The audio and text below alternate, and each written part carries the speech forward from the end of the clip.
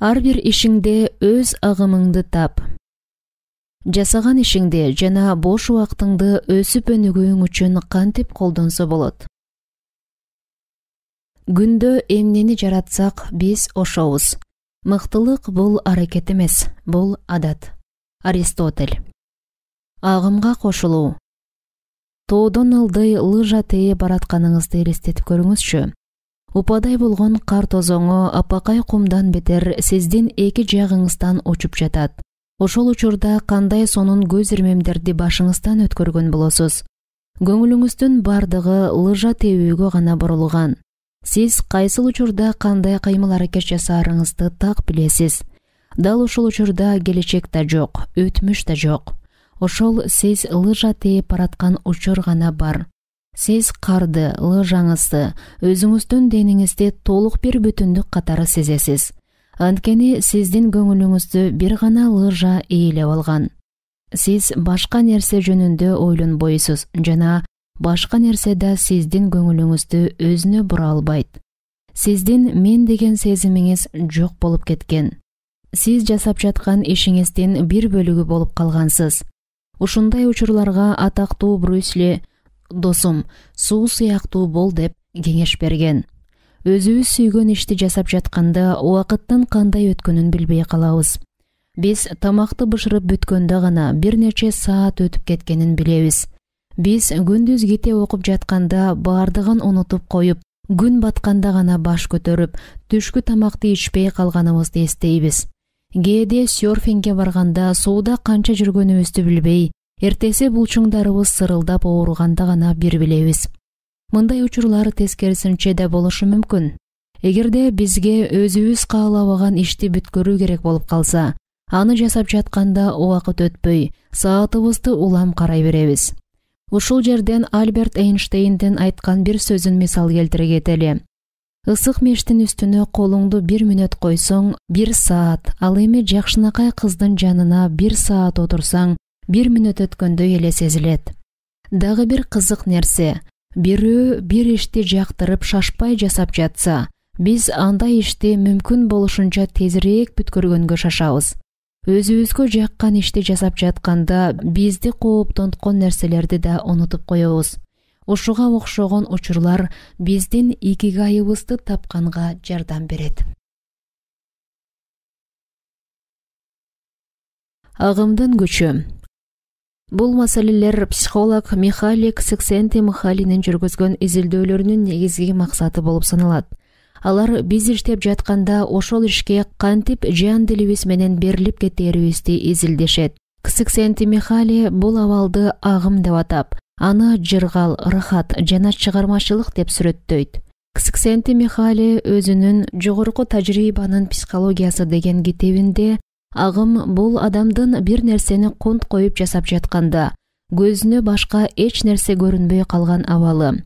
Ага жетиш үчүн колунан келгенин баарын жасайт. Бакытты табуу жана өзүңдүн икигайың боюнча жашоо үчүн эч кандай сырдуу рецепттин деле кереги жок.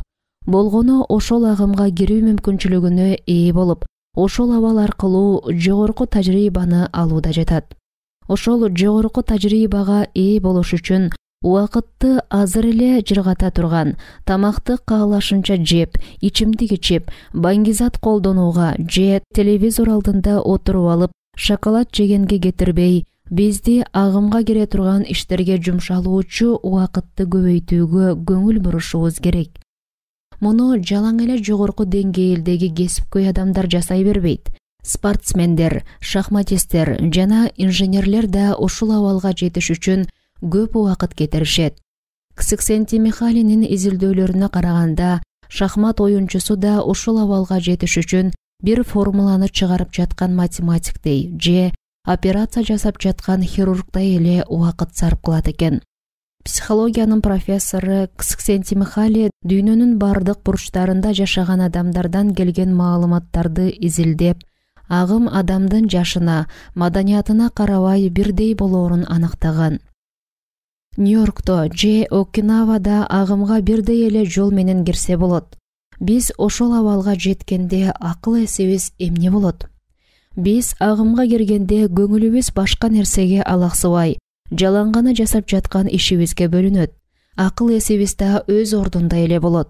Эгерде сиз өзүңүз маанилүү деп эсептеген бир ишти жасап жатып, башка бир нерселерге алаксый берсеңиз, агымга кирүү мүмкүнчүлүгүңүздү жогорулата турган бир нече жол бар.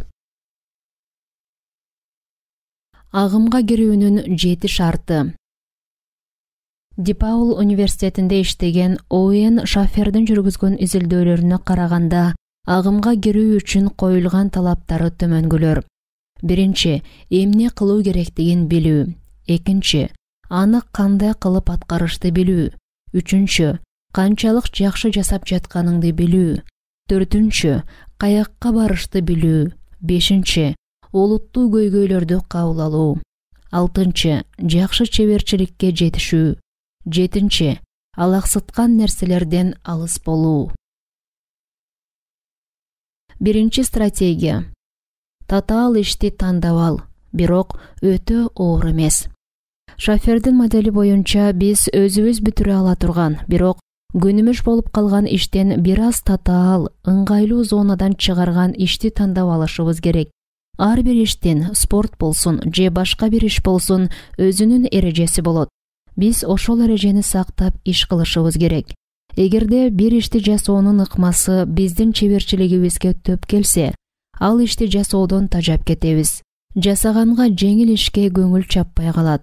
Экинчиден, эгерде биз өтө оор ишти тандап алып, аны бүткөрүүгө чеберчилигибиз жетпей, таштап койсок, аябай капа болобуз. Эң башкысы биз орто жолун таап алганыбыз жөн. Ал биздин чеберчилигибизге жараша же андан да бир аз татаалыраак болушу керек. Бул Эрнест Хемингуэйдин бир кезде «Кээде менин жазгандарым өзүмдүн жазуу мүмкүнчүлүгүмдөн да ашып кетет» деп айтканына дал келет. Биз өзүбүз жасаган ишти акыр аягына чейин көргүбүз келет. Анткени жетишкен ийгиликтерибизден ырахат алабыз. Ушундай эле ойдо Бертранд Рассел бир топ убакыт кетирип оюңду топтой аласың. Бир кыйын ишти жасоого керек болот.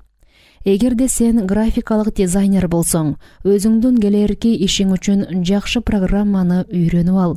Эгерде программист болсоң, жаңы программанын тилдерин үйрөн. Эгерде бийчи болсоң, өзүңдүн бийиңе көптөн бери жасай албай жүргөн бир кыймылды үйрөнүп кой. Сенин тынчыңды алса да, иштеп жаткан ишиңе кичине болсо да комфорт зонадан чыгарчу бир нерсе кошуп кой. Жөнөкөй эле китеп окуу сыяктуу бир нерсе кылсаң, ал белгилүү бир эрежени сактагандыкка, белгилүү бир чеберчиликке жеткендикке же билим алгандыкка жатат. Эгерде биз физик болбой туруп эле физиканын кванттык теория боюнча китебин окуй баштасак, бир нече мүнөттөн кийин эле китепти ыргытып жиберерибиз бышык. Экинчиден, биз китепте жазылгандын баардыгын билсек, ал да бизди тез эле тажатып жиберет. Бирок китеп биздин билимибизге, жөндөмүбүзгө жараша болуп, жаңы бир нерселер жөнүндө жазылса, убакыттын кандай өткөнүн билбей окуй беребиз. Ошол китепти окугандан алган ырахат жана канааттангандык убакытты өзүбүздүн икигайыбыз менен өткөргөнүбүздөн кабар берет. Жеңил нерсе зериктирме болот. Татаал агым болот. Колдон келбеген нерсе тынчсызданууну жаратат. Экинчи стратегия. Ачык, конкреттүү максатың болсун. Анчалык берилип кетпей турган видео оюндарын, стол теннисти ойноо жана спорттун ар кандай түрлөрү менен алектенүү өзүңдүн агымыңа кирүүгө көп мүмкүнчүлүктөрдү берет. Анткени бул жерде бир эле максат бар. Каршылашыңды жеңүү же бардык талап кылынган эрежелерди сактоо менен өзүңдүн мурдагы койгон рекордторуңдан ашуу. Тилекке каршы көпчүлүк учурларда койгон максаттарың ачык болбой калат. Boston Consulting Group тарабынан жүргүзүлгөн изилдөөлөрдө улуттар аралык корпорациялардын кызматкерлеринен өздөрүнүн жетекчилери жөнүндө сураганда, алардын көпчүлүгү топ менеджерлери менен сүйлөшүп көрбөгөнүн айтып, нааразы болушкан. Ошонун натыйжасында кызматкерлер иштин конкреттүү максаты эмне экендигин билбей тургандыктары ачык болгон. Ири компаниялардын жетекчилери көп учурларда өздөрүнүн ачык көздөгөн максаттарынын жоктугун жашыруу үчүн иш пландарынын, стратегиясынын ийне жибине чейин ачыкка чыгарышпайт. Бул деңизге чыкканда картасы бар, бирок барар жери көрсөтүлбөгөндөй эле нерсе. Көздөгөн жерди табуу үчүн картага караганда компас алып жүрүү ылайык. Массачусетс технология институтунун медиа лабораториясынын директору Джой Ито өзгөрүлмө дүйнөдө жол табуу үчүн картага караганда компасты колдонууну сунуштайт. Ито жана Джефф Хоу өздөрүнүн китебинде өтө тездик менен келаткан келечектен кантип аман калууга болот деген суроого эмне болоору билинбеген. Тездик менен келаткан дүйнөдө карта сизди керексиз чыгымдарга тушуктуруп, чытырман токойго алып барып салат. Ошондуктан компас алып жүрсөңүз, сизди керектүү жериңизге жеткизет. Бул сиз жолго чыгаардан мурда каякка бараарыңызды ойлонбой туруп эле бара беришиңиз керек дегендикке жатпайт. Бул көздөгөн максатыңызга жете турган жол түз болбойт. Ошондуктан мурдатан белгилеп алган маршрут менен темселебей ушундай жол менен барсаңыз тез да, натыйжалуу да болот дегенди түшүндүрөт. Бизнестеби же билим берүү тармагындабы ишти баштаардан мурда биз муну менен эмнеге жетебиз деп ойлонуп, өзүбүзгө төмөнкүдөй суроолорду беришибиз керек.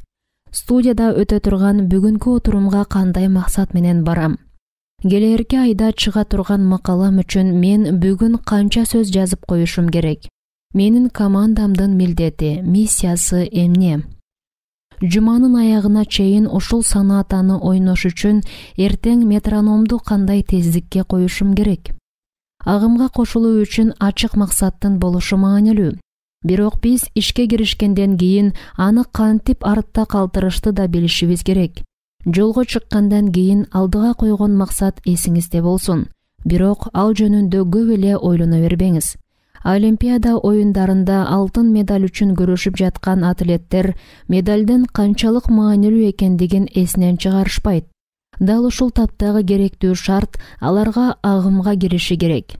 Алар кийинкисине алган медалин ата-энесине көрсөтүп сыймыктанып жаткандыгын ойлоого концентрациясын жоготсо, керектүү учурда сөзсүз ката кетирип алат да таймашта жеңишти алдырып жиберет.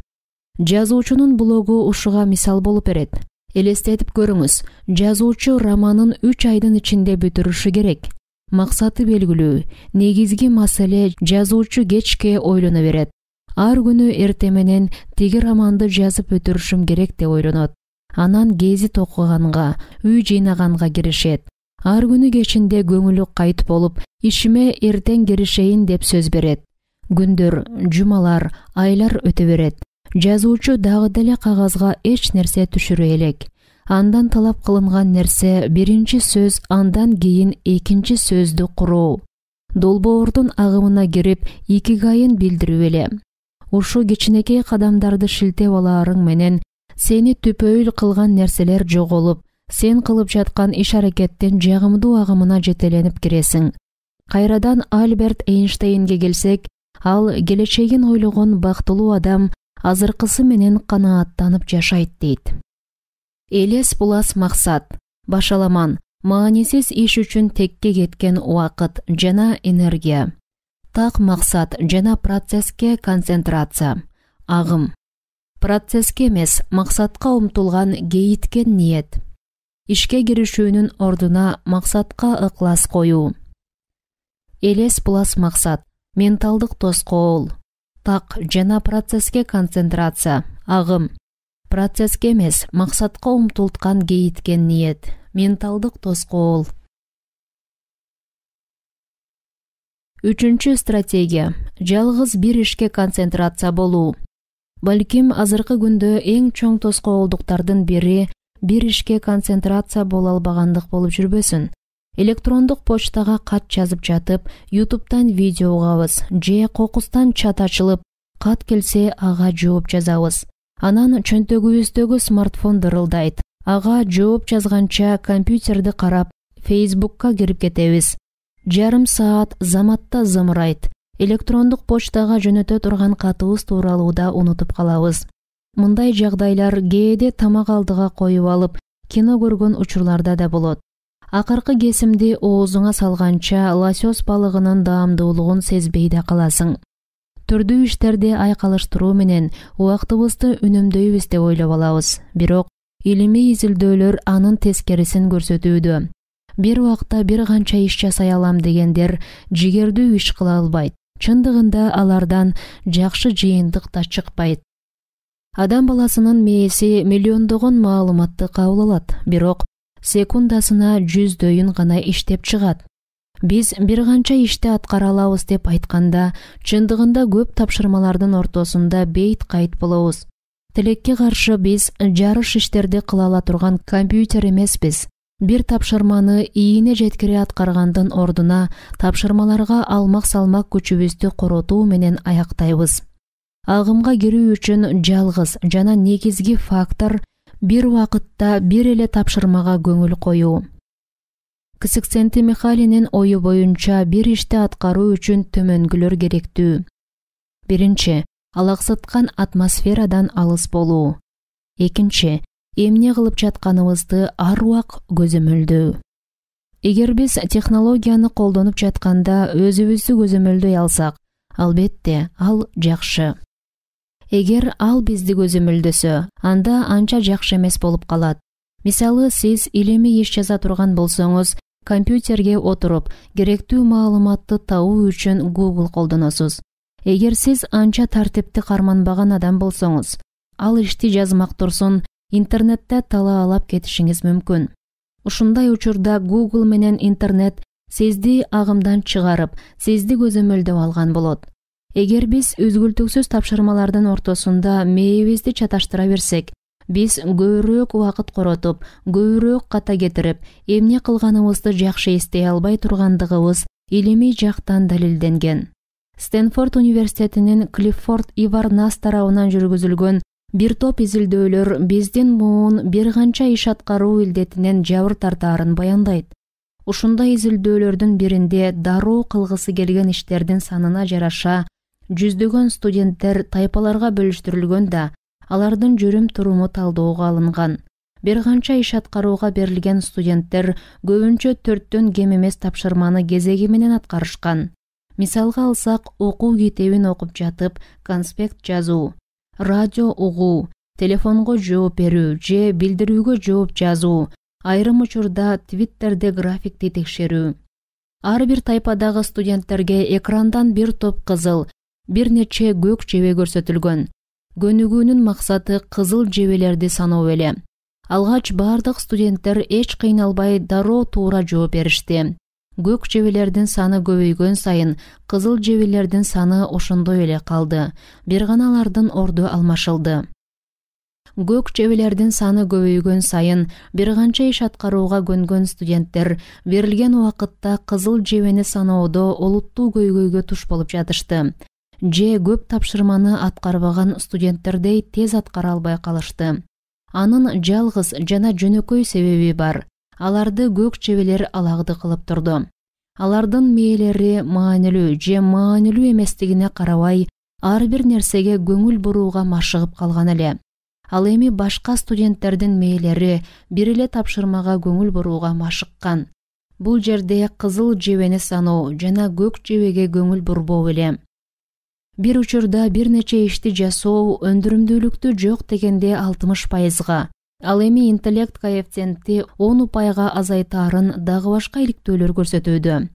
Швециялык жумуш шартын жакшыртуу жана социалдык иликтөө уюму каржылаган иликтөөдө телефонго байланган 20-24 жаштардагы 4000ден ашык жаш адамдан турган өрнөк тайпа аз уктагандыктан мектептеги коомчулук менен азыраак байланышта болуп, депрессиянын белгилери көбүрөөк байкаларын көрсөттү. Бир ишке концентрация. Агымга кирүүгө көбүрөөк мүмкүндүк берет. Бир канча ишти аткаруу агымга кирүүгө мүмкүн эмес. Бир ишке концентрация, өндүрүмдүүлүк, жигердүүлүк артат. Бир канча ишти аткаруу өндүрүмдүүлүктү 60% азайтат. Бир ишке концентрация эс тутумду арттырат. Бир канча ишти аткаруу эс тутумду начарлатат. Бир ишке концентрация ката кетирүү ыктымалы азыраак. Бир канча ишти аткаруу ката кетирүү ыктымалы көбүрөөк. Бир ишке концентрация токтоо болууга жана колуңдагы тапшырманы көзөмөлдөөгө жардам берет. бир канча ишти аткаруу, көзөмөлдү колдон чыгаруу менен стресске кирүү. Бир ишке концентрация айланабызга толук маани бергендиктен кылдатыраак болууга түртөт. Бир канча ишти аткаруу, телефонго байлануу, дайыма телефонду текшерүү, соцмедиада болуу аркылуу тегерегибиздеги адамдарды таарынтып алууга түртөт. Бир ишке концентрация чыгармачылыкты арттырат. Бир канча ишти аткаруу чыгармачылыкты азайтат. Агымга кирүүгө тоскоолдук кылган эпидемиянын тузагына илинбеш үчүн эмне кылсак болот? Бир эле ишке концентрация болуу үчүн мээбизди кантип машыктыра алабыз? Алагды кылган факторлордон алыс мейкиндик жана убакыт түзүү, агым менен агуу шартын арттыруу, аны менен кошо икигай менен байланышта болуу үчүн төмөнгүдөй бир топ идея сунушталат. Уктап ойгонгондон кийинки 1 саат жана уктаардан мурун 1 саат эч кандай экранды карабашың керек. Агымга кирерде телефонуңду өчүр. Ушул учурда тандап алынган иштен башка маанилүү эч нерсе жок. Эгер бул оор болсо, өтө зарыл учурда жакын адамдарың байланыша алышы үчүн тоскоолдук кылба функциясын кошуп кой. Аптанын бир күнүн, балким ишемби же жекшемби күнү технологиялык орозо тут. Ал күнү Wi-Fi, MP3-тү жандырбоо керек. Электрондук китеп окусаңыз уруксат. Wi-Fi жок кафеге бар. Бир күндө 1 же 2 жолу электрондук почтаңды текшерип жооп жаз. Ошол убакытты так аныктап, ошо эрежени карман. Помидор техникасын байкап көр. Ашкана убакыт ченегичин алып ал. Алардын айрымдарынын формасы помидорго окшош. Ал убакыт аягына чыккыча бир тапшырма аткарууга камын. Помидор техникасы ар бир 25 мүнөттүк иштен кийин 5 мүнөт эс алуу аймпасын сунуштайт. Бирок сен 50 мүнөттүк иш кылып 10 мүнөт эс алсаң да болот. Өзүңө эң жакшы ылдамдыкты, кадамды тандап ал. Ар бир аймпаны аткарууда тартипке баш ийүү эң маанилүү. Ар бир ишти өзүңө жаккан ырым-жырым менен баштап, сыйлык менен бүткөр. Алаксып кеткениңди байкаганда акыл эсиңди учур чакка жетелөөгө машыктыр. Оюңду жыйноого же медитациянын башка түрүн аткар. Сейилдеп чык же сууда сүз. Айтор ыклас коюуга эмне жардам берсе, ошону пайдалан. Сени алагды кылбай турган жерде иште. Үйүңдө муну кыла албайсың. Китепканага, кафеге бар же тапшырмаң саксофондун ойнолуусун талап кылса, музыкалык студияга бар. Айланаңда болуп жаткан нерселер дагы эле алагды кыла берсе, туура жерди тапмайынча ал мейкиндикти издей бер. Ар бир иш-аракетти бири-бирине жакын тапшырмаларга бөлүштүрүп ал. Ар биринин ордун жана убактысын белгилеп ал. Мисалы, сен журналга макала даярдап жатсаң, иликтөөлөрүңдү жана конспектиңди үйдө эрте менен аткар. Түшкүсүн китепканада жаз. Кечкисин диванга отуруп алып редакцияласаң болот. Күнүмдүк тапшырмалар, счет фактураны жөнөтүү, телефон чалуу сыяктуу иштерди дароо бир учурда аткар. Агымдын артыкчылыгы жана алагды болуунун кесепети. Агымдын артыкчылыгы оюң бир нерсеге топтолот. Ал эми алагды болуунун кесепети оюң талаалап кетет. Агымдын артыкчылыгы учурчак менен жашайсың. Алагды болуунун кесепети өтмүш жана болочокту ойлоносуң. Агымдын артыкчылыгы кыжаалат болбойсуң. Алагды болуунун кесепети күнүмдүк жашоодогу маселелер жана айланадагы адамдар биздин оюбузга бүлүк салат. Агымдын артыкчылыгы убакыт учкан куштай. Алагды болуунун кесепети убакыт ордунан жылбай калгандай сезилет. Агымдын артыкчылыгы өзүбүздү өзүбүз контролдоп жатканыбызды сезебиз. Алагды болуунун кесепети колдогу ишти же дагы башка тапшырмаларды аткарууда контролду жоготобуз же адамдар бизди иштен алаксытат. Агымдын артыкчылыгы кылдат даярданабыз. Алагды болуунун кесепети эч кандай даярдыксыз иш алып барабыз.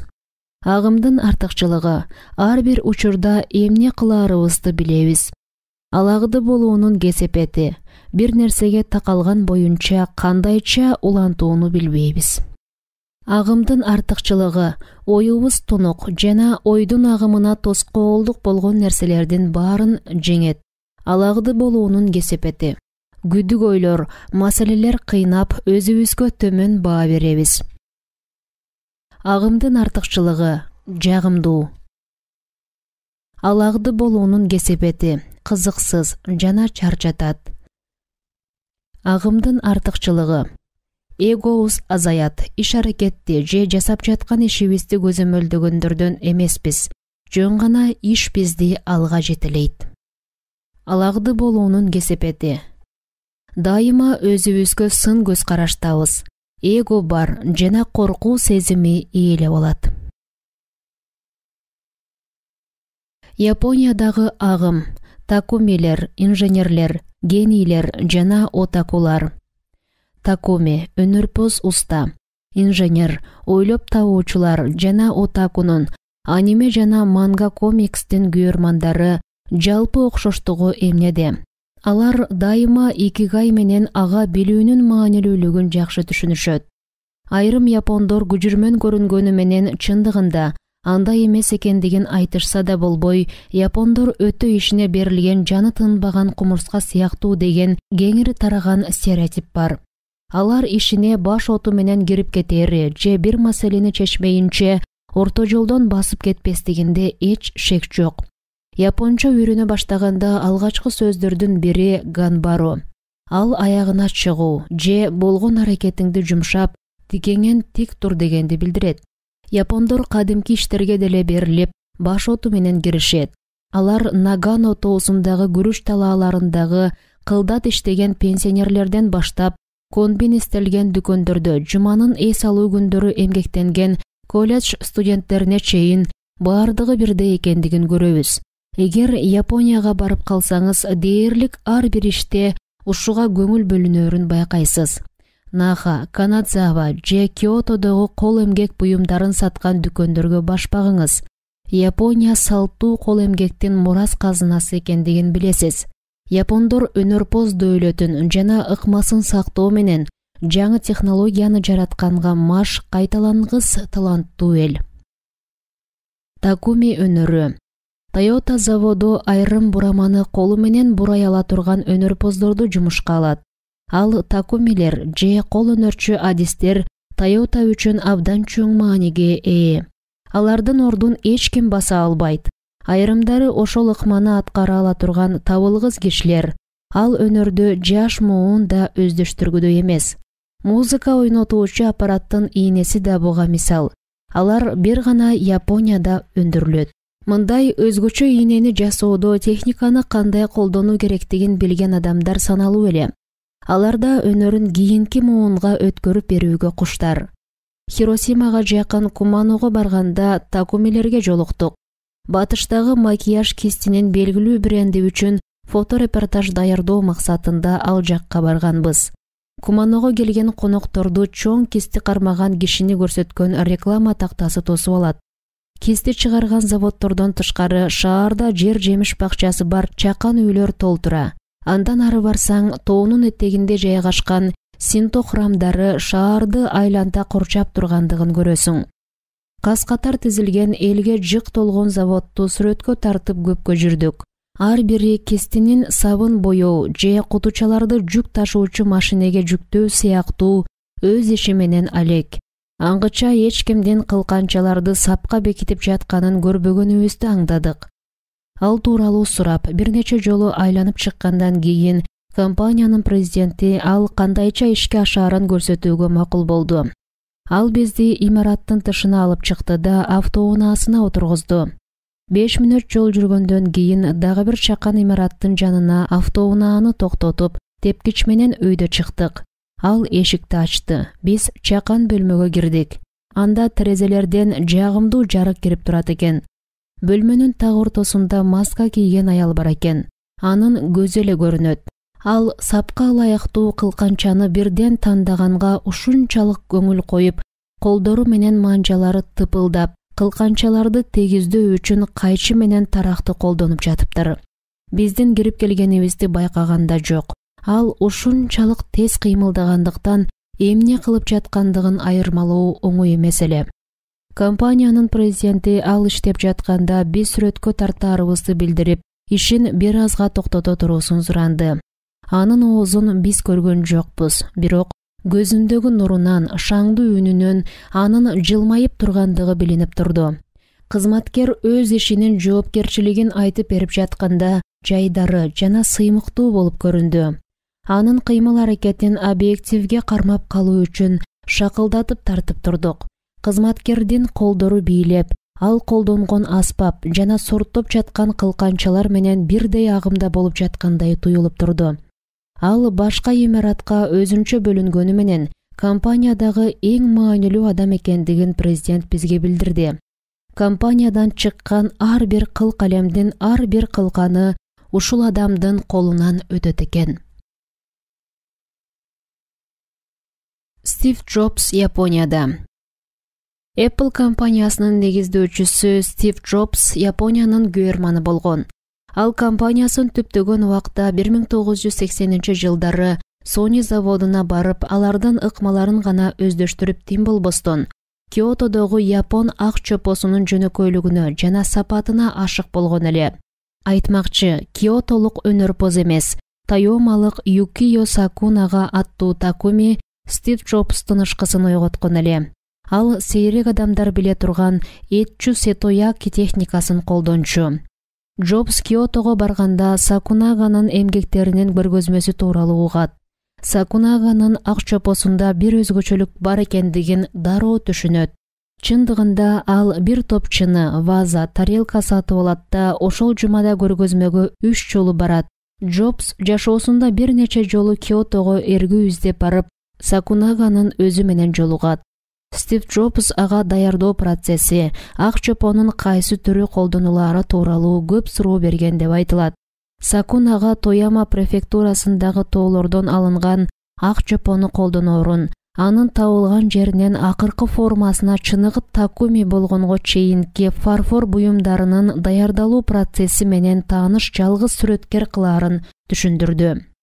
Джобс ушунчалык таасирленгендиктен Сакунага чөпү алган тоону көрүш үчүн Тоямага барууну ойлонот. Бирок Киотодон ал жакка поезд менен 4 сааттан ашык жол жүрүү керектигин укканда оюн өзгөртөт.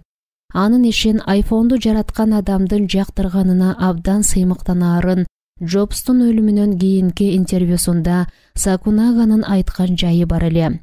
Джобс акыркы жолу андан 12 чыны сатып алгандыгын да кошумчалаган. Ал кандайдыр бир жаңы стилдеги өзгөчө нерсе сураптыр. Сакунага жаңы идеяларын ишке ашыруу максатында 150 чыны жасаган. Алардын ичинен 12 мыкты чыныны тандап, Джобстун үй бүлөсүнө жөнөткөн. Японияга болгон алгачкы сапарынан баштап эле ал өлкөнүн өнөрпоздоруна, инженерлерине, өзгөчө Sony, философиясына, өзгөчө дзен, тамак ашына, өзгөчө сушиге Джобс ушунчалык суктанып, таасирленчү. Кылдат жөнөкөйлүк. Япон өнөрпоздору, инженерлери, дзен философиясы жана тамак ашынын кандай орток окшоштугу бар? Жөнөкөйлүк жана майда деталдарга маани берүү. Бул жалкоолуктун жөнөкөйлүгү эмес, бирок жаңы бийиктиктерди багынтууну көздөгөн кылдат жөнөкөйлүк.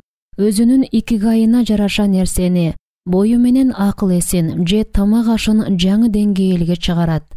Ксиксент-Михалий агымга кирүүчү ачкыч бул жеңип өтө турган тоскоолдуктардын болушу деп айтаар эле. Жиронун суши жөнүндө кыялы аттуу документалдык фильм дагы бир Такуми мисалы болуп бере алат. Бул жолу кухняда. Андагы башкы каарман 80 жыл бою күнүгө суши жасачу. Токиодогу Гинза метро станциясынын жанында чакан суши рестораны бар эле. Ал уулу экөө белгилүү Цукижи балык маркетине ар күнү барып, ресторанга мыкты балыктарды тандай турган. Фильмде Жиронун бир шакирти Тамаго, жука, бир аз таттуу омлет жасаганды үйрөнүп жаткандыгын көрөбүз. Ал канчалык аракет кылбасын Жиронун мактоосуна татый албайт.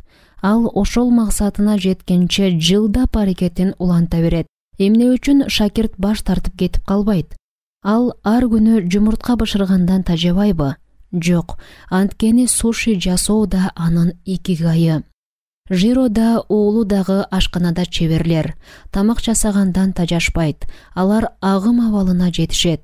Ашканада өздөрүн бактылуу сезишет. Ушул нерсе алар үчүн жыргалчылык, алардын икигайы. Алар кылган ишинен рахат алышат.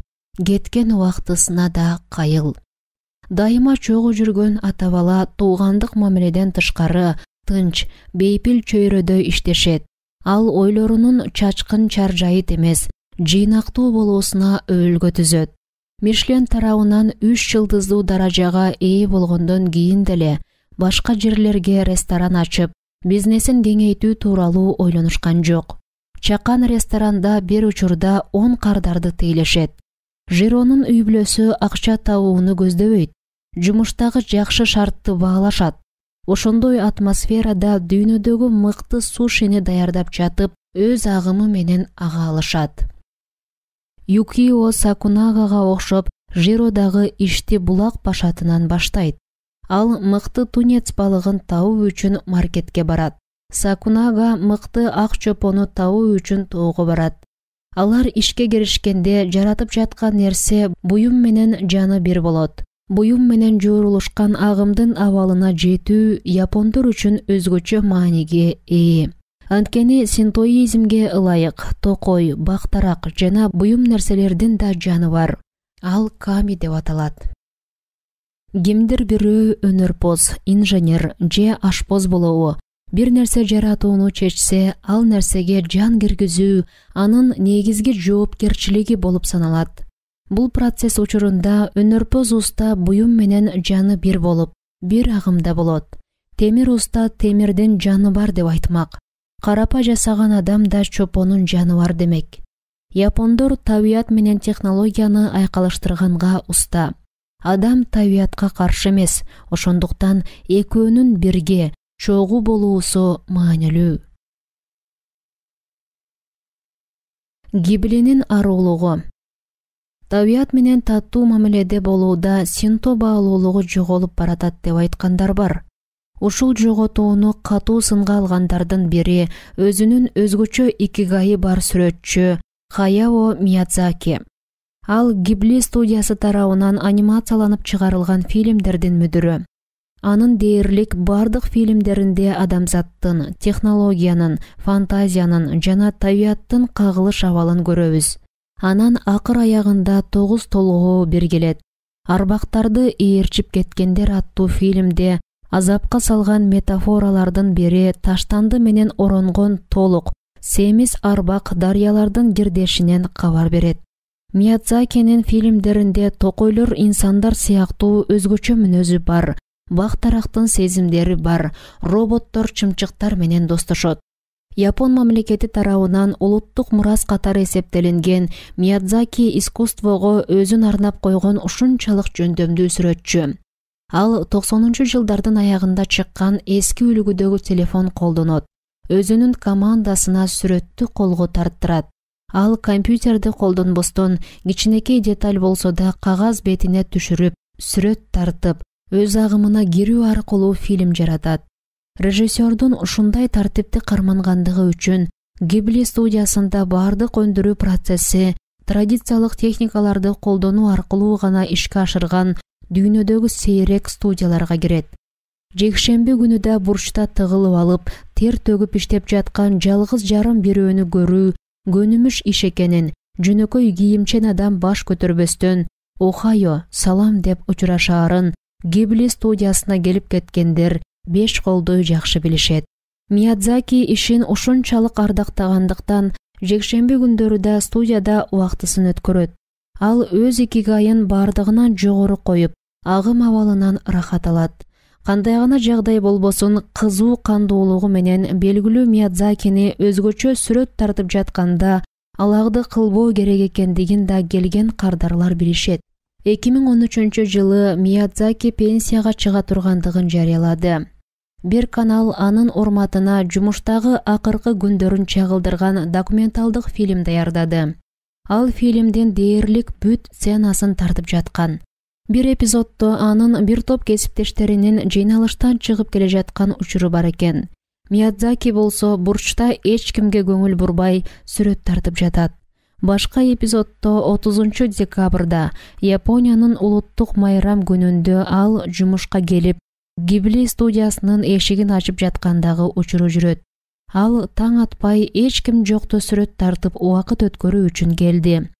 Миядзаки сүрөт тартмайын тура албайт. Ал пенсияга кеткенден кийинки күнү эс алууга кетип же үйүндө отурбастан Гибли студиясына келип сүрөт тартканы отурду.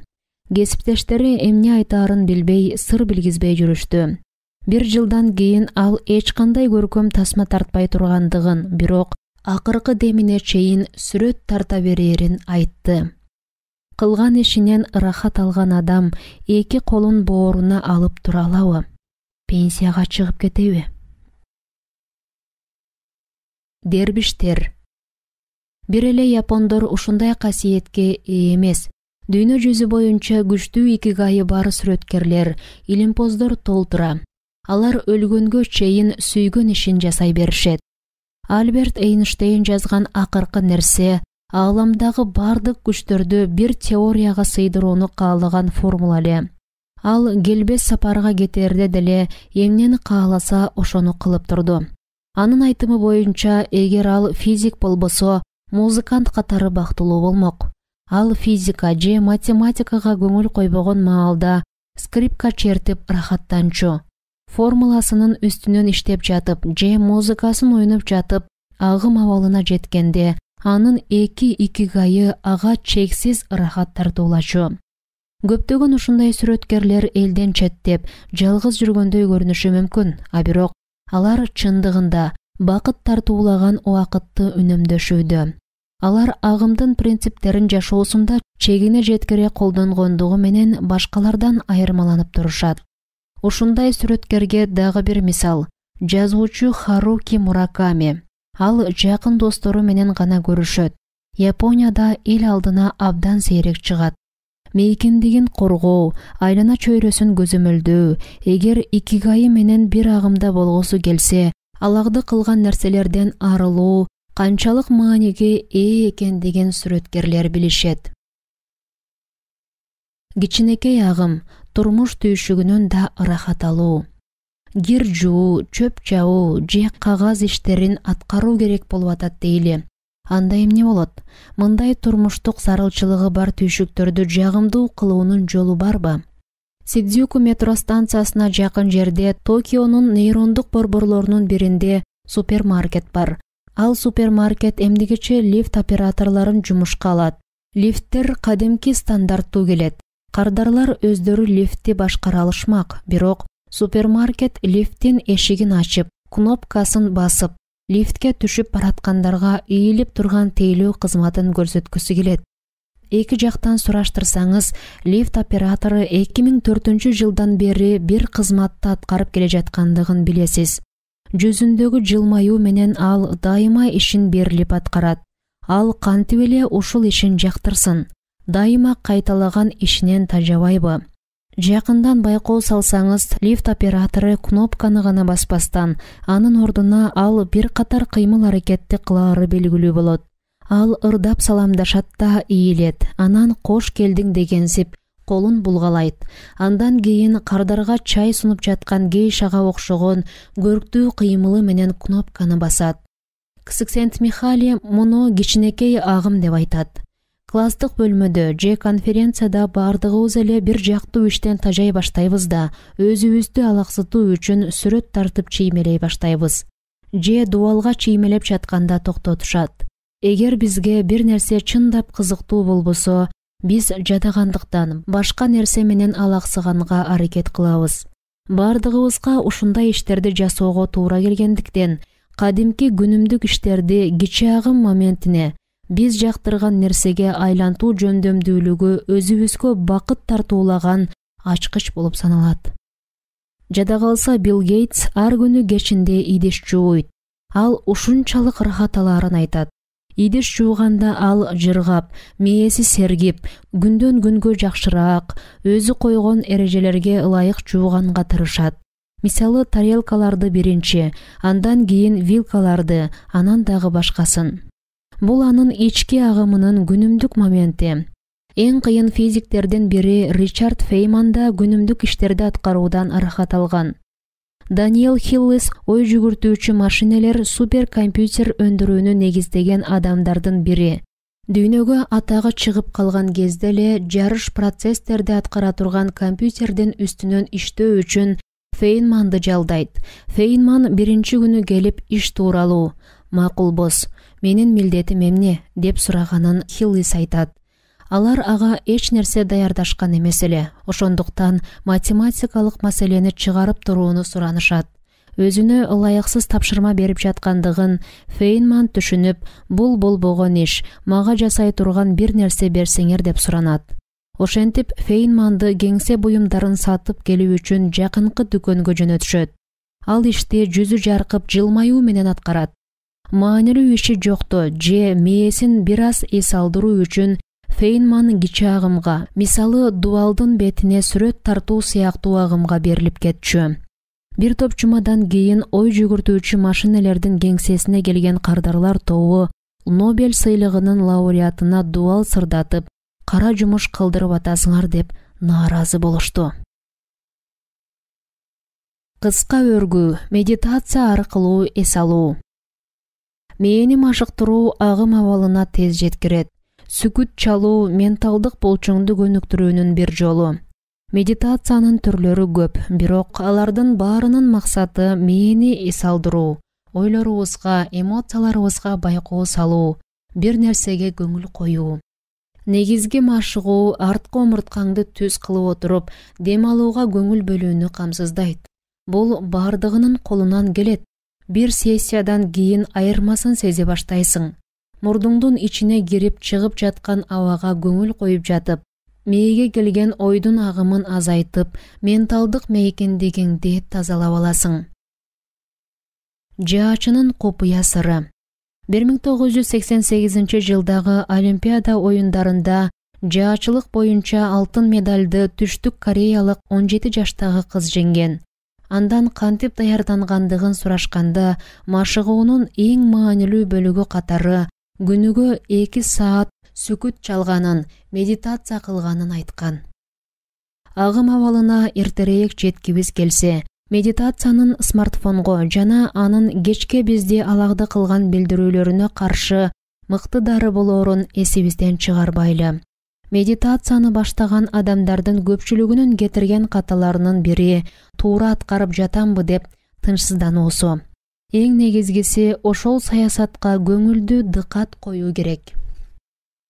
Мээде ойлор, идеялар жана эмоциялар тынымсыз айланып жүргөндүктөн, ал центр фигураны көз ирмемге болсо да жайлата алсак, бир азга эс алып, тазаланып калмакпыз. Медитация кылып жатканда чындыгында менталдык экранга келе жаткан нерселерге кыжаалат болбоону биз үйрөнүшүбүз керек. Жетекчини жок кылуу ою мээге кылт этиши ыктымал, бирок биз аны ой деп атап коебуз да эч маани бербестен булут сымал өткөрүп жиберебиз. Айрым эксперттердин айтымы боюнча ал мээге келчү 600 ойдун бирөөсү. Медитация альфа жана тетта мээ толкунун жаратат. Сүкүт чалганга машыккандар бул толкунду дароо илип кетишет. Ал эми жаңы баштагандарга ал сезимди кармоо үчүн жарым саат керек болот. Мындай мээни эс алдыруучу толкундар уктап кетээрдин алдында, күнгө кактанып жатканда же ысык тушка чайынганда активдешет. Биз кай жакка барбайлы, спаны, ысык толкунду жаныбызга ала жүрөбүз. Ал толкунду кармашты гана билишибиз керек. Ал баарынын колунан келет. Бир аз практика гана керек. Адамзат ырым-жырымдуу, түрдүү адаттуу келет. Жашоо өзү адаттан турат. Негизи адам баласы зериктирбей турган адатты кылат деп талашышыңыз мүмкүн. Айрым заманбап маданияттарда ийгиликтүү болуу үчүн максат аркасынан улам максатты көздөп отуруп, ырым-жырымдуу жашообуздан чыгып кетебиз. Бирок тарыхка карай турган болсок, адам баласы өмүр бою бир нерсе менен алек болуп келген. Биз аң уулаганбыз, тамак жасап, изилдеп, үй бүлөнү көтөрүп дегендей. Күн бою бизди зериктирбей турган адат деп аталган иш-аракеттерди аткарып келгенбиз. Азыркы Японияда адаттар күнүмдүк жашоого, ишкерликке адаттагыдан башкача өтүп сиңип кетти. Япониядагы негизги диндер Конфуций окуусу, буддизм жана синтоизмде абсолюттук эрежелерге караганда адаттар көбүрөөк мааниге ээ. Японияда ишкерлик кылганда акыркы жыйынтык эмес, процесстин өзү, мүнөзү, иштөө стили көбүрөөк маанилүү. Мунун экономика үчүн жакшы же жаман экендиги бул китепте каралбайт. Ошентсе да жетекчи койгон түшүнүксүз максатка жетүү үчүн мээнин чыңалган абалына караганда ырым-жырымдуу иш жеринде агымды кармоо абдан оңой экендиги шексиз. Адат бизге так эреже, максаттарды коет, аны менен агымга кирүү оңой. Биз бир чоң максатты алдыга койгондо ашыкча жүктөн өзүбүздү жоготуп коюшубуз ыктымал. Адаттар максатка карай жолдогу тепкичтерди, процесстин өзүн берүү аркылуу жардамга келет. Чоң максат койгондо аны майда бөлүктөргө ажыратып алып, акырындан улам бирин аткаруу керек. Күнүмдүк адаттардан рахат алганды үйрөн. Аларды агымга кошулуунун инструменти катары колдон. Жыйынтыгы тууралуу кабатыр болбо. Бардыгы өз жолу менен келет. Бакыт акыркы жыйынтыкта эмес, иштин жүрүшүндө. Эң негизги эреже катары эсиңе түйүп ал. Максаттардан адаттар биринчи орунда. Жашоодо көп нерсеге жетишкен адам эң бактылуу эмес. Алар агым абалындагы башка адамдарга караганда көп убактысын сарпташат. Икигайыңды табуу үчүн агымга кошул. Бул бөлүмдөн кийин жашоодогу кайсы иш-аракет агымга кирүүгө жардам берери тууралуу кененирээк маалымат аласыңар. Бардыгын кагазга жазып ал, андан кийин өзүңө суроо бер. Агымга алып жөнөгөн иш-аракеттердин кандай окшоштугу бар? Эмне үчүн ал иш-аракеттер агымга жетелейт? Мисалга алсак, сен жактырган иш-аракеттер жалгызбы же башкалар менен чогуу аткарылчу ишпи? Кара жумуш кылганда же акыл талап кылган ишти аткарганда көбүрөөк агымга киресиңби? Бул суроолорго жооп жазып жатып, сенин жашооңду жетектеген икигайыңды табышың ыктымал. Таба албасаң, сени агымга жетелеген иш-аракеттин кайсынысына көп убакыт коротуп, өзгөчө жактырган нерсе тууралуу тереңирээк ойлонуп көр.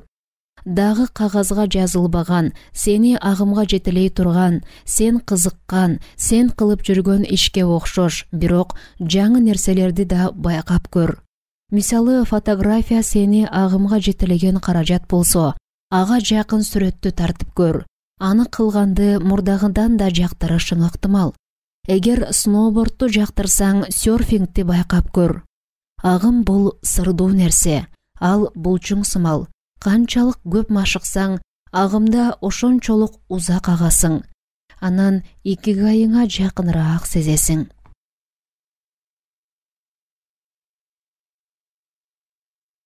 Кылым карыткан карыялар. Дүйнөдөгү узун өмүрлүү адамдардын даанышман сөздөрү. Биз бул китептин үстүнөн иштей баштаганыбызда узак жана бактылуу жашоого таасирин тийгизген факторлорду гана изилдейли деген эмеспиз. Сөздү ошол искусство ээлеринин өз оозунан угалы дедик. Окинавада алган интервью өзүнчө бир бөлүм кылып бергенге татыктуу. Ошентип, бул бөлүмдө узак жашоо боюнча эл аралык чемпиондордун жашоо философиясына сарисеп салдык. Биз супер кылым адамдары 110 жашка чейин жана андан да көп жашаган адамдар тууралуу кеп кылмакчыбыз. Бул термин 1970 жылы Норрис Маквиртер Гиннес дүйнөлүк рекорддор китебинин редактору тарабынан ойлонуп табылган. 1990 жылы Вильям Страус жана Нейл Хоуинин Урпактар аттуу китебине чыккандан кийин кеңири колдонула баштады. Бүгүнкү күндө дүйнө жүзүндө 300-450 бир кылымдан ашык жашаган адамдар бар деп айтылат. Бирок алардын ичинен 75-тэйинин кимдиги аныкталды. Алар окумуштуудай эрендер деле эмес, бирок күтүлгөн жашоо узактыгынын орто эсебинен көбүрөөк узак сүрүп жаткандыгы үчүн биз аларды окумуштуу эрендерди кабыл алышыбыз керек. Дүйнө жүзүндө өмүр сүрүү курагы узарса, узак жашагандардын да саны артмак. Сергек жана максаттуу жашоо ошол катарды толуктаганга жардам бермек. алардын айрымдарынын айткандарына назар салалы. Мисао Окава, 117 жаш. Тамактан жана укта, ошондо узак жашайсың. Эс алганды үйрөнүшүң керек. Геронтология изилдөө группасынын айтымы боюнча 2015 жылдын апрель айына чейин дүйнө жүзү боюнча эң узак жашаган адам Мисао Окава болгон.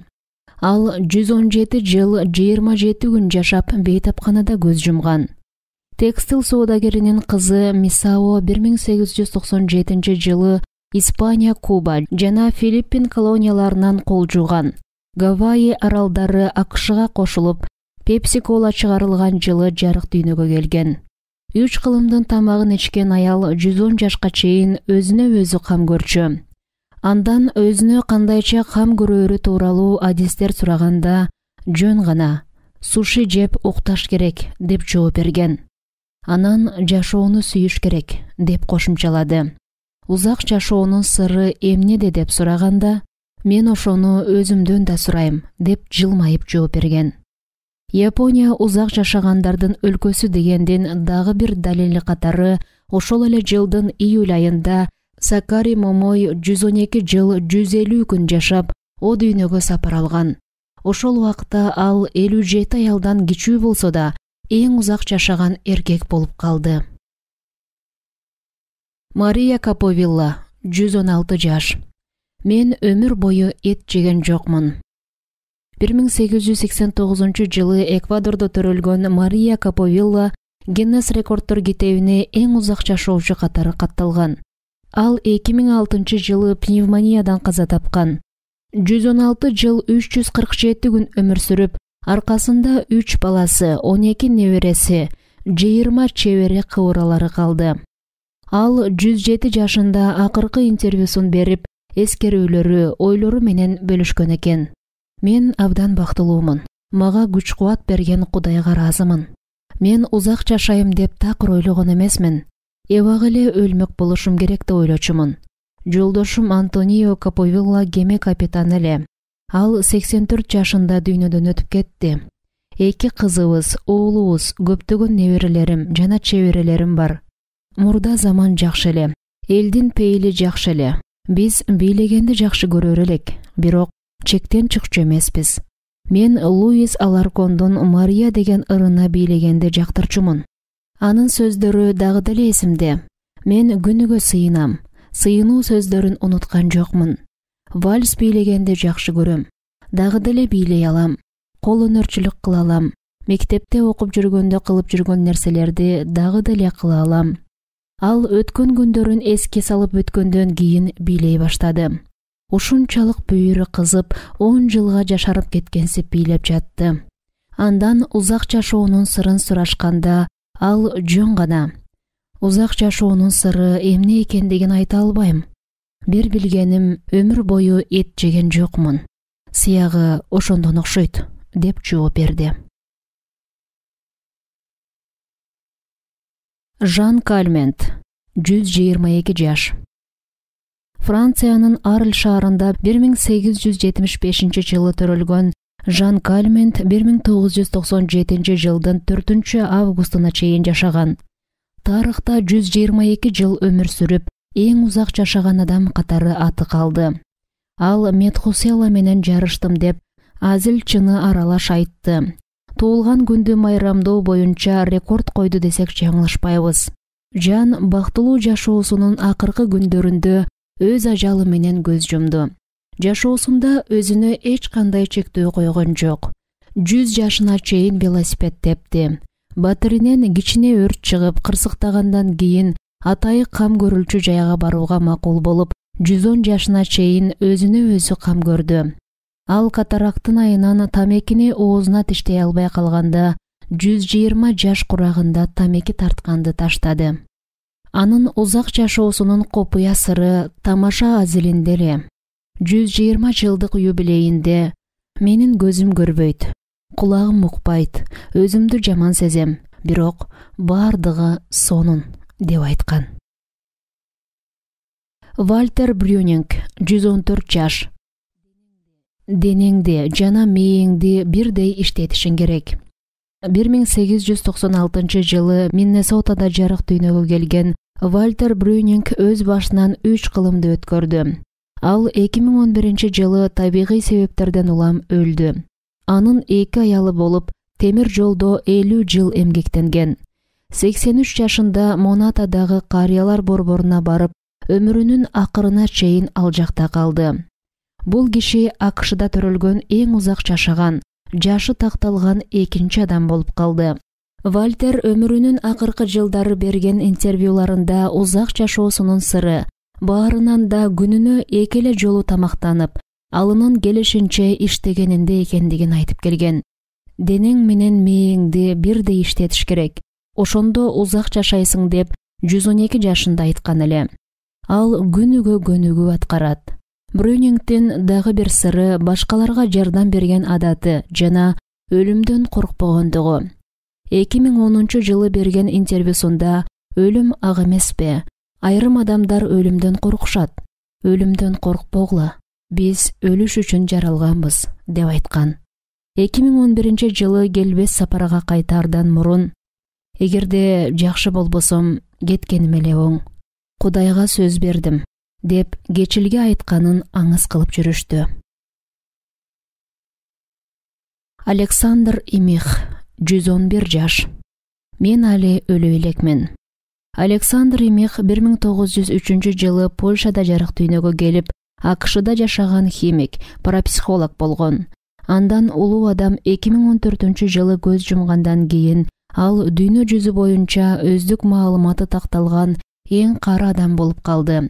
Ошондон көп узабай эле июнь айында көптү көргөн узак жашоосун артка калтырып, ал да дүйнө салды. Баарынан да Имих узак жашоосунун сырын ичимдик ичпегенден улам деп ойлойт. Дүйнөдөгү эң кары адам деп жарыяланганда, мен тим эле Нобель сыйлыгын жеңип алган жокмун да. Ушунча жашка чыгам деп 3 уктасам түшүмө кирген эмес, деп айткан эле. Узак жашоонун сыры эмнеде деп сурашканда, билбейм, деген киси мен өлө элекмин, деп жооп берген.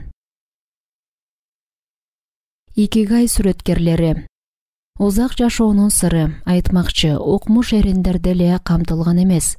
Гиннес рекордтор китебине катталбаган, жашы бир топко барган адамдардын саны абдан арбын.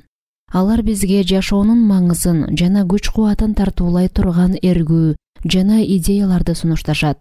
Мисалы, пенсияга чыгып кеткендин ордуна икигайынын чырагын көтөрүп жүргөн сүрөткерлер ушундай касиетке ээ. Искусствонун кайсы гана түрү болбосун, ал бакыт тартуулай турган, күндүн максатын көрсөтүп турган икигай болуп эсептелет. Сулуу, кооз нерсеге суктануу же аны жаратуу бекер. Адам баласынын колунан келе турган иш.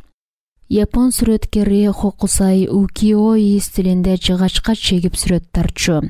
Ал 18-кылымдын ортосунан 19-кылымдын жарымына чейин, тагыраак айтканда 88 жыл өмүр сүрдү. Фудзи тоосунун 100 башка көрүнүшү аттуу китебинин 1-чи басылышында мындай эскерме жазган. 70 жашка чейинки жасаган нерселерим мактоого татыксыз. 73 жашымда гана табигаттын, жан-жаныбарлардын, чөптүн, бак-тарактын, куштардын, балыктардын жана курт-кумурскалардын түзүлүшүн аңдай баштадым. 80 жашка келгенде дагы жасай турчу нерсе көп эле. 90 жашымда бүт нерсенин сырын өздөштүрдүм деп ойлойм. 100 жашымда эң мыкты деңгээлге жетишим керек. Анан 110 жашка келгенде ар бир чекитим, ар бир чейиним жашоо менен үндөшүп турган нерселерди кылам. New York Times гезити үчүн Камил Свинин сүрөткерлерден алган интервьюлардагы шыктандыруучу сөздөрдү төмөндө топтоп бердик. Терүүлөрдүн арасынан бири да пенсияга чыгып кеткен эмес. Бардыгы ичер суусу түгөнгөнгө чейин курган пландарын ишке ашыруудан жыргашат. Максатыңа карай кеткен жолдо сени эч ким токтото албайт дегенди билгизип турат. Биз сахнадан жан бергибиз келет. Театрда иштөөнүн жакшы жолу ушул деп 86 жашында дагы деле иштеп жүргөн актер Кристофер Пламмер ишин сүйгөн адамдардын оюн ачык айтты. Осаму Тедзука заманбап япон мангасынын атасы дагы ушундай ойдо. 1989 чейин акыркы мультфильмин тартып жатканда «Сураныч, мени иштеткилечи» деп жазган экен. 86 жаштагы кинорежиссер Фредерик Вайсман Парижде аралап сейилдеп жүргөндө ал иштегенди жактырарын, ошондуктан ушундай тездикте иштээрин айткан. Баары эле арыз арманын айтканга маш, бирок менин досторум же аркы дүйнөдө же болбосо дагы деле иштеп жүрүшөт деп айтат.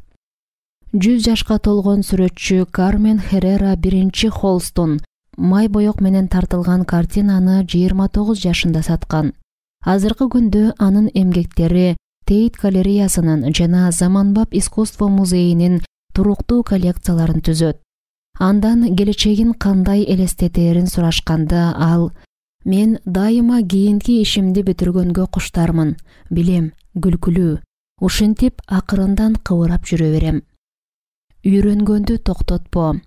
Жаш өйдөлгөн сайын калчылдап калышың мүмкүн. Тамырыңдын башкача согушун тыңдап, кирпик какпай чыгышың мүмкүн. Унутулгус сүйүүңдү эстешиң мүмкүн. Кеңкелестерге толгон, наркы кеткен дүйнөнү же сүрмө топ тарабынан намысың тебеленип жатканын көрүшүң мүмкүн. Эң маанилүү нерсе үйрөнүш керек. Эмне үчүн дүйнө жүзү дайыма кыймылда жана аны эмне кыймылдатат? Ушул нерседен мээ эч качан чарчабайт. Андан айрыла албайт, андан чарчабайт, коркпойт же шек санабайт. Эч качан ал тууралуу кыялданганына өкүнбөйт. Уайт. Натуралист жана автор Эдвальд Вильсон: улуттуу суроо узаткандарга кошулууга менде жетишээрлик тажрыйба бар деп ойлойм. 10 жылдай мурун биз кимбиз, кай жактан келдик, кай жакка баратабыз деген маселелер тууралуу окуп, ойлоно баштадым да абдан аз нерселер жасалгандыгына таң калдым. Элсворт Келли 92 жашында 2015-жылы келбес сапарга кеткен сүрөткер. Улгайган сайын биз айрым жөндөмдөрдөн айрылабыз. Бир жагынан алганда бул миф, анткени анын ордуна биз башка жөндөмдү, тагыраак айтканда байкоо салганды өздөштүрүп алат экенбиз. Улгайган сайын көбүрөөк көрө баштайсың. Ар күнү мен улам жаңы нерсени көрө берем. Ошентип жаңы сүрөт картиналарым жаралат деп айткан. 86 жаштагы архитектор Франк Гарри кээ бир имараттарды курганга сен жалданган күндөн баштап бүтүргөнгө чейин кеткен 7 жылга сенин сабырдуу мамилеңе жардам берерин эскертет. Айтмакчы, Гуггенхайм Билбао музейине жооптуу адам мындагы жана азыркы жашоо жолун билет. Учурчак менен жашайсың, артка кайрылмай жок. Эгерде сен жашап жаткан мезгилде болсоң, көздү чоң ачып, кулакты түрүп, айланада эмне болуп жатканына көз сал, гезит оку. Ошонун өзү өз мезгилиңде жашап жатканыңды билдирет. Япониядагы узак жашоо.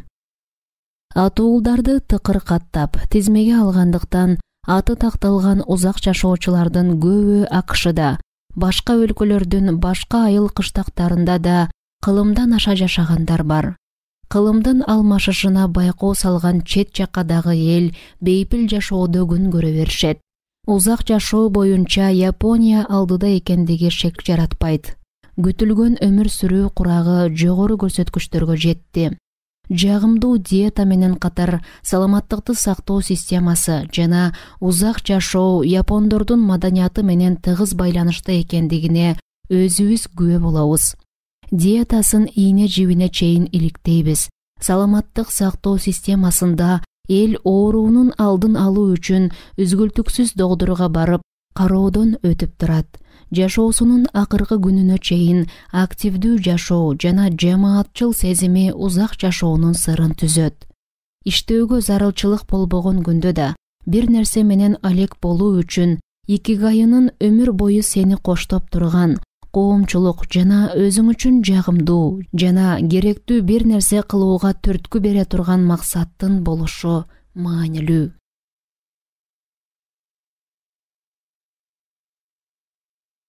Кылым карыткан япондордон сабак. Бактылуулук жана узак жашоо үчүн каада салт жана макал лакаптар. Огимиге барыш үчүн Токиодон Окинаванын борбор шаары Нахага 3 саатка чукулуштук. Бир нече ай мурун кылым карыткандардын кыштагы деген аталыштагы жердин шаардык кеңешине байланышып, иш сапардын максатын жана ошо жерде жашаган улгайган адамдар менен баарлашуу ниетибизди түшүндүргөнбүз. Бир топ сүйлөшүүлөрдөн кийин акыры алардын колдоосу менен шаардын сыртынан ижарага үй алдык. Ал долбоор башталгандан 1 жыл өткөн соң дүйнөдөгү эң узак жашаган адамдардын босогосунда болдук.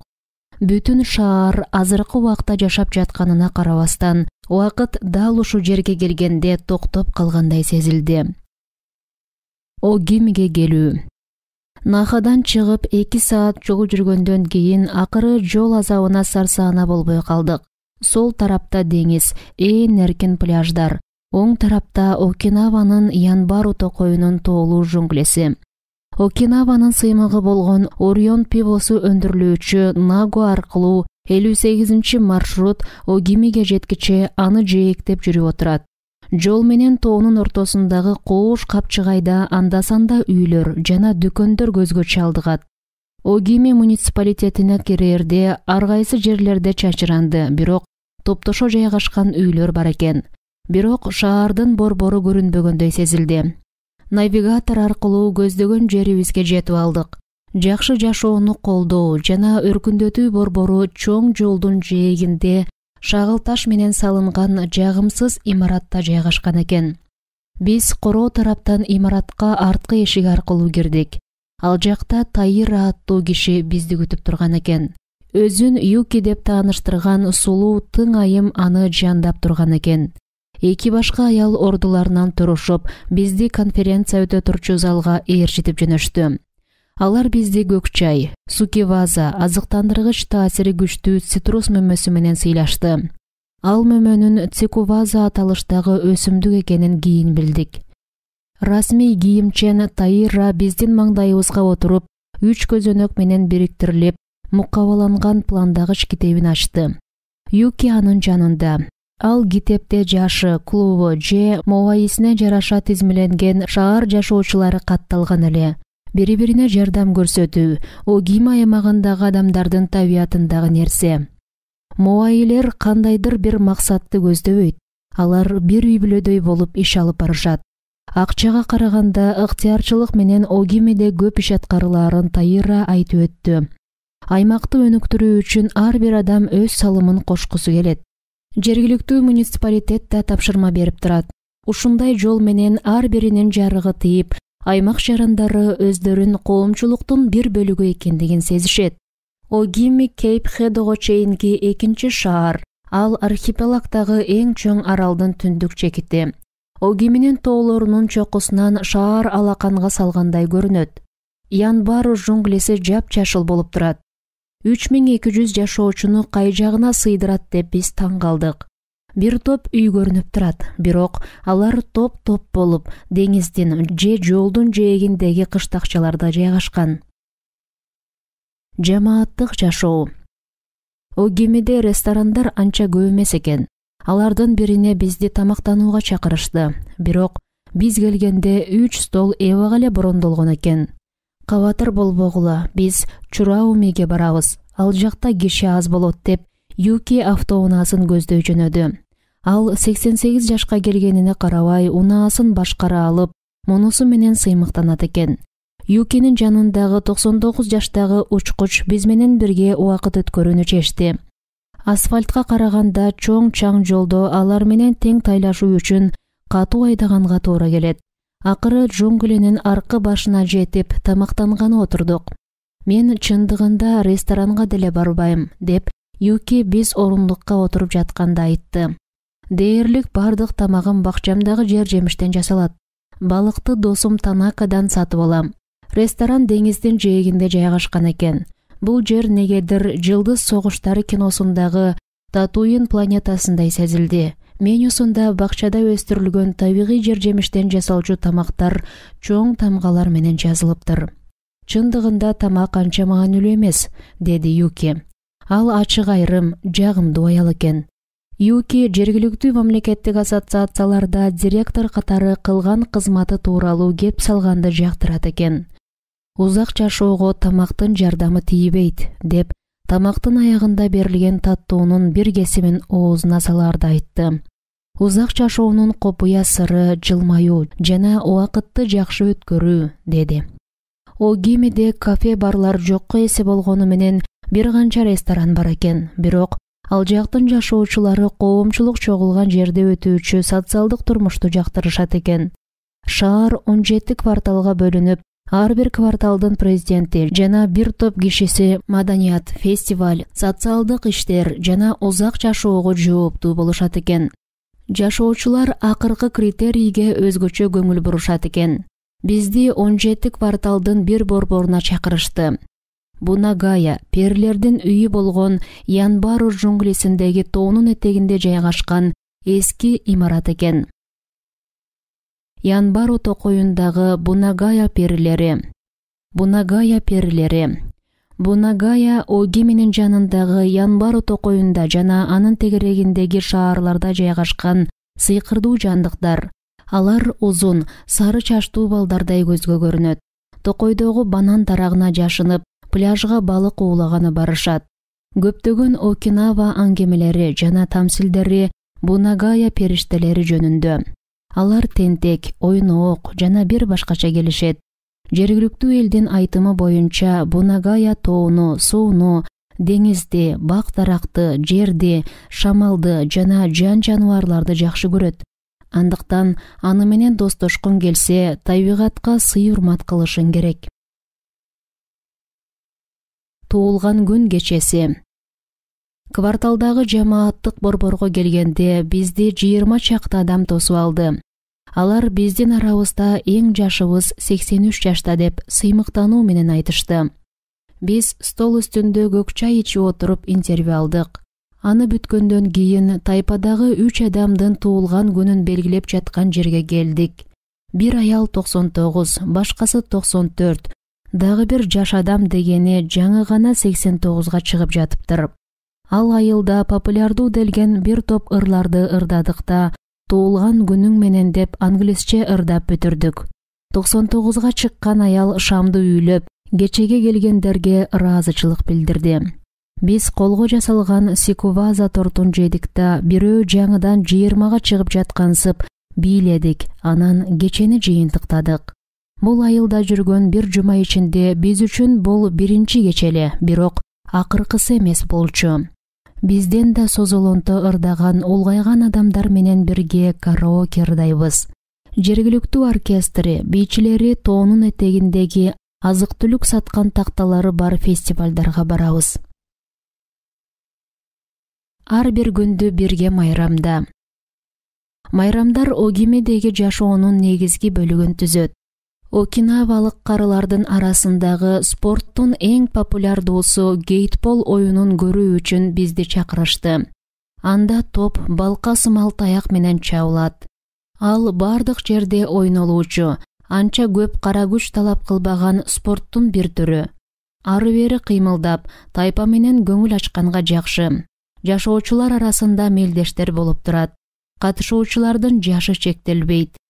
Биз апталык оюнга катышып, 104 жашка чыккан аялдардын командасына уттуруп койдук. Бардыгы бизди жооткотуп жатышты. Биздин бозала жүзүбүз алардын күлкүсүн келтирди.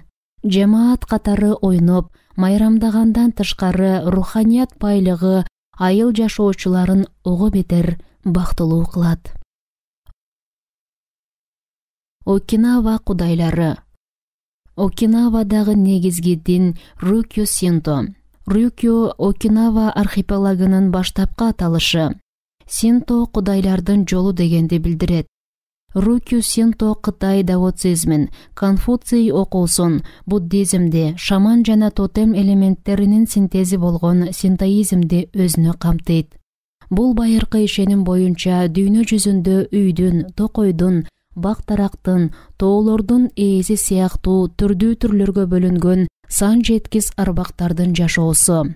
Ритуал фестивалдар аркылуу ал арбактарды тынчтандыруу жана ыйык жерлерди белгилөө абдан маанилүү. Окинава ыйык джунглилерге жана токойго бай. Ал жактан эки чоң храмды, Утаку жана Угажуну көрсө болот. Огимидеги шаркыратмага жакын, кичинекей, ачык абада ладан жана тыйындар менен кооздолгон Уганжу храмына бардык. Утаки таштардын жыйындысы. Ал жакка, арбактар топтолгон жерге эл сыйынганы барат. Окинаванын диний жөрөлгөсүндө аялдар эркектерден руханий жактан өйдө турат. Япониянын калган бөлүгүндөгү синтоизм ишениминде тескерисинче эркектер жогору турат. Юталар коомчулук тарабынан тандалып алынган ортомчу аялдар. Алар ырым-жырымдар аркылуу арбактар падышалыгы менен байланышка чыгышат. Окинавада жана жалпы эле Японияда ата-бабага бөтөнчө сый-урмат кылышат. Ар бир муундун биринчи төрөлгөн урпагынын үйүндө бутсудан кичинекей альтар бар. Ага сыйынып, үй бүлөнүн ата-бабасына тартуу алып келип турушат. Мабуи. Ар бир адамда мабуи бар. Мабуи биздин рухубуз жана жашоо күчүнүн булагы. Ал түбөлүк жана бизди дайыма күчтүү кылат. Айрым учурда кайтыш болгон бир адамдын мабуиси тирүү адамдын денесинде калып калат. Бул учур маркумдун мабуисин бошотуу үчүн ажыратуу ырым-жырымын талап кылат. Капылет жана абдан жаш кезинде адам о дүйнөгө сапар алганда, анын мабуиси өлгөндөрдүн падышалыгына кеткиси келбей калат. Мабуи бир адамдан экинчи адамга физикалык жакындыктан өтүшү мүмкүн. Небере кызына шакегин калтырган чоң эне мабуисинин кандайдыр бир бөлүгүн ага өткөрүп берет. Фото сүрөттөрдө адамдар арасында мабуини өткөрүүдө ортомчу болушу мүмкүн. Улгайган сайын кайраттуу бол. Артка кылчайып карасак, Огимидеги күндөрүбүз тез, бирок жагымдуу өтүп кетти. Жергиликтүү элдин жашоо стилиндей болду. Алар дайыма маанилүү бир иш менен алектенип жүрүшөт. Жакшылап карасаң, баардыгы милдетин токтоолук менен аткарышат. Алар икигайын көздөй жөнөшөт, бирок эч качан шашкалакташпайт. Коонак жашоо менен алектенип гана тим болбостон, Вашингтон Бернап 200 жыл мурун айткан бактылуулуктун принциптерин карманышат. Бул жашоодо бактылуу болуу үчүн маанилүү нерселер: бир нерсени кылуу, бир нерсени сүйүү, бир нерсеге үмүт артуу. Акыркы күнү биз шаардын четиндеги чакан базарга белек сатып алуу үчүн бардык. Ал жерде сатылчу буюмдар жер жемиш, көк чай, сикуваза ширеси, Янбару токоюнун булагынан алынган, жашоону узарткан суу деп жазылган шишедеги суу. Өлбөстүн суусунан сатып алып, унаа токтотуучу жайда ичтик. Деңизге карап, сыйкырдуу эликсир чың ден соолук, узак өмүр алып келет. Өз икигайыбызды табууга жардам берет деген ниетте болдук. Бунагаянын статуясынын жанынан сүрөткө түштүк да, андагы жазууну окуу үчүн акыркы жолу жанына жакын бардык. Кылым карыткандардын кыштагынын декларациясы. 80 жашымда мен дагы эле баламын. 90 жашымда сени менен көрүшкөнү келгенде, 100гө чыкканча күтө тур деп кетирип жибер. Улгайган сайын кайраттан. Улгаюу балдарга жүк болуу эмес. Узун өмүр жана ден соолукту көздөсөң, биздин айылга кош келдиң. Бул жакта табигаттын алкышын аласың. Узак жашоонун купуя сырларын бирге ачабыз. 23 апрель 1993 жыл. Улгайгандар клубунун Огими федерациясы. Интервьюлар. Бир апта ичинде биз жалпысынан 100 адам менен баарлаштык. Ал жамааттын улгайган адамдарынан жашоодогу философия, икигай жана узак жашоонун купуя сырлары тууралуу сурадык. Баарлашууларды чакан документалдуу фильм үчүн 2 камера менен тартып алдык. Омоктуу ойлорду, шыктандыруучу сөздөрдү бул китепке киргизүүнү чечтик. 1. Кыжалат болбо, кайгырба. Узак жашоонун купуя сыры кыжалат болбоо. Жүрөгүңдүн жаш болуусу үчүн аны картайтпа. Элге жүрөгүңдү жүзүңдөгү жылмаюу менен ачык кой. Жылмайып турсаң, жүрөгүңдү кенен койсоң, неберелериң жана башкалар сени көргүсү келет. Кыжаалат болбоонун мыкты жолу көчөгө чыгып, ары бери өткөндөр менен саламдашуу. Мен аны күнүгө кылам. Салам, көрүшкөнчө, дейм. Анан үйгө барып, бакчамдагы жер жемишти карайм. Түштөн кийин досторум менен убакыт өткөрөм. Бул жакта баары бири-бири менен тил табышат. Конфликт чыгарбаганга аракет кылабыз. Бирге убакыт өткөрүү жана көңүл ачуу биз үчүн маанилүү. Экинчи, жакшы адаттарга ээ бол.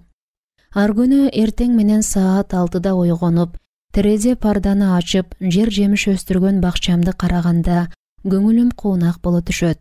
Мен помидор, апельсиндерди караганы дароо эшикке чыгам. Алардын көрүнүшү мага абдан жагат.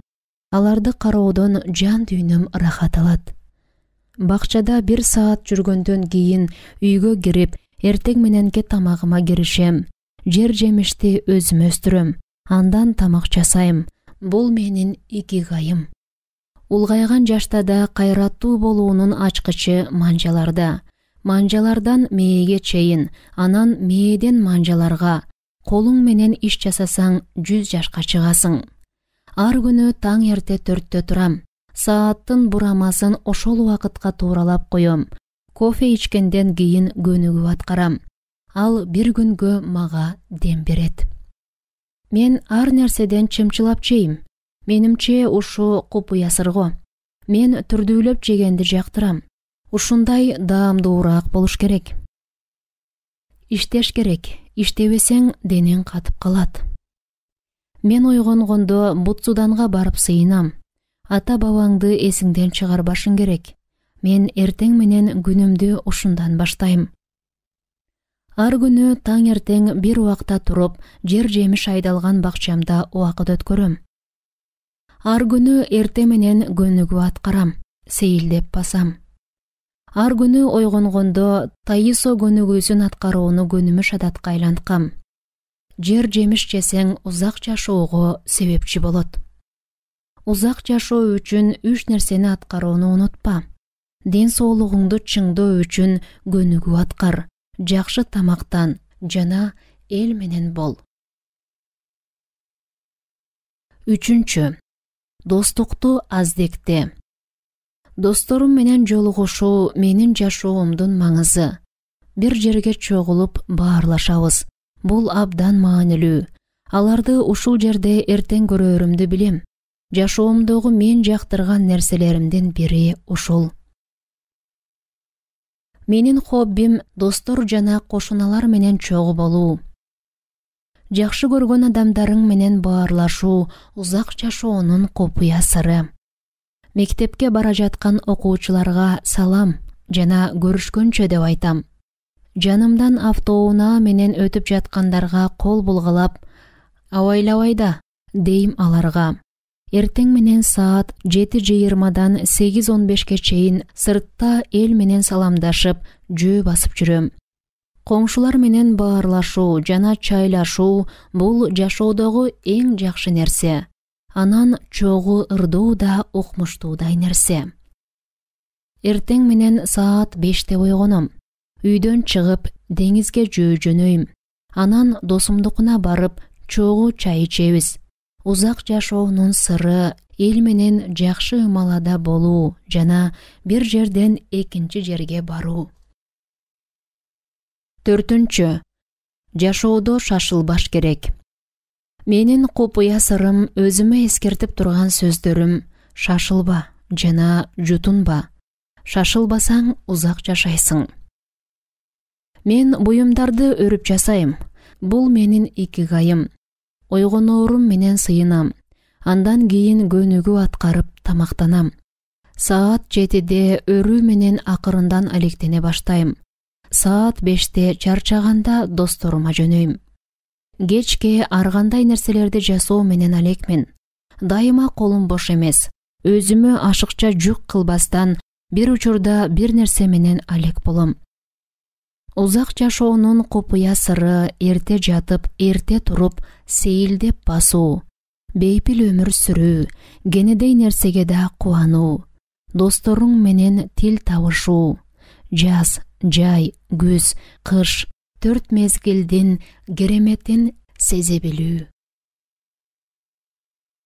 5. Оптимист болуу. Ар күнү бүгүнкү күн ден соолук жана күч кубат менен коштолот. Болушунча жыргап жаша, деп өзүм айтам. Мен 98-демин.